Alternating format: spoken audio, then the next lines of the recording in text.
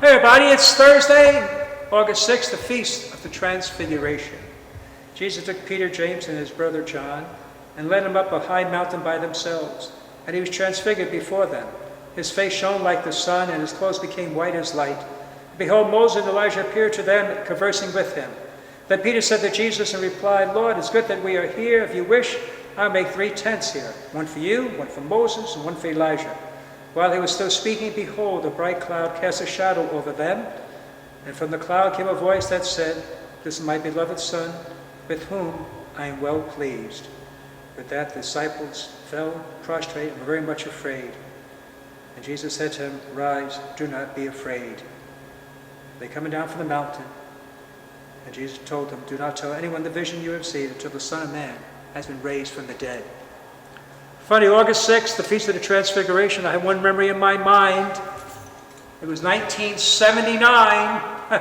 It was a Monday. It's just fixated in my mind. I just know it. For that time, August, I was in Tampa, Florida, and I was leaving my assignment in Tampa. I was sent there for 2 years after college. I worked at the boarding school.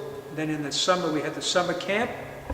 And you're there for 2 years assignment. And from there, I was going to go now study theology, preparing for the next 4 years to become a priest in Ohio. I suppose I should have been happy, but it was sort of bittersweet. I loved being in Florida, like a dream come true. It felt like being an exotic part of the world. Couldn't believe Florida. And I remember that Monday morning, this fellow Mick was a fireman, and he was a swim team coach. He had his little girl Carol and his little boy Mickey. And it was kind of foggy that day. I remember taking a picture with my Instamatic camera. I think I have those pictures somewhere, but anyway.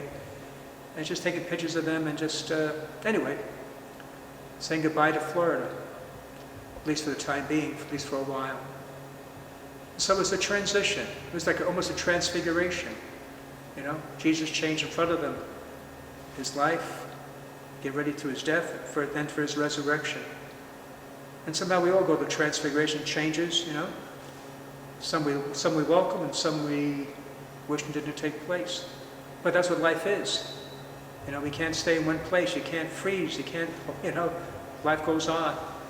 And we have to move on.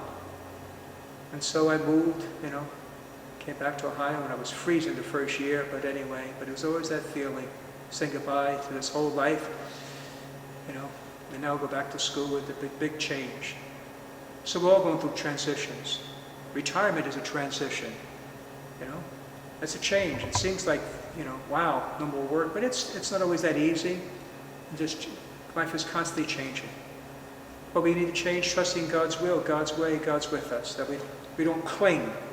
We receive God's gifts with open hands, and if they're taken from us, we let them go, trusting in God's care for us. So I don't know what changes you're going through right now, but trust God in it, that He is there with you, okay?